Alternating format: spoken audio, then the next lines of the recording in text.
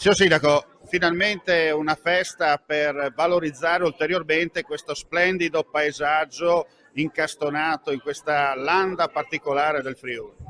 Esatto, esatto. La nostra prima festa del Parco del Torre del Malina vuole promuovere, far conoscere queste bellezze storico-paesaggistiche e naturalistiche che abbiamo sul nostro territorio. Una giornata che parte dall'alba e finirà al tramonto con degli eventi musicali, momenti di conoscenza del parco attraverso delle camminate, attraverso delle biciclettate, attraverso anche il cavalli, no? Cavalcate lungo il parco, ci saranno momenti di yoga, momenti di lettura per i bimbi, insomma una grande festa del parco, perché finalmente possiamo presentare il nostro parco che è frutto di un lavoro di tantissimi anni, un lavoro partecipato, un lavoro che è nato dalla volontà dei nostri concittadini sensibili all'ambiente, ma anche sensibili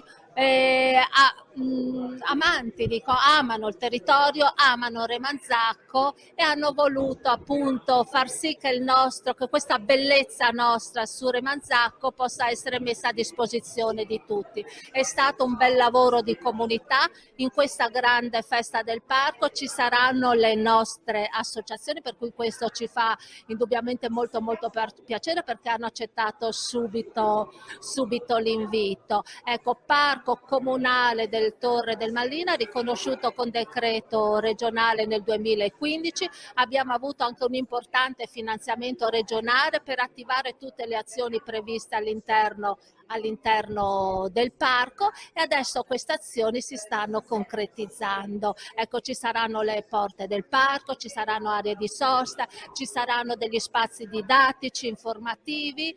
Ecco, vogliamo veramente che il parco diventi del cittadino, di tutti i cittadini. Ecco, come è stato detto anche durante la presentazione, ci deve essere veramente una simbiosi fra uomo e natura, ricordandoci sempre di rispettare l'ambiente, perché è quello che lasceremo ai nostri figli e ai nostri nipoti. È una ricchezza in ogni parte del Friuli Venezia Giulia in cui uno percorre strade, comunità, vie e trova un patrimonio, trova qualcosa che ci fa emozionare per la propria bellezza. In questo caso siamo a Remanzacco, al Parco Comunale del Torre del Malina, è una realtà ambientale, archeologica, architettonica straordinaria, che è il frutto dell'impegno di molti che durante gli anni hanno preservato, valorizzato, modificato, rendendolo in qualche modo un monumento non solo alle capacità dell'uomo, ma anche alla capacità della natura di essere sempre più bella. E quindi bene fa l'amministrazione comunale, il sindaco Daniela Brizz,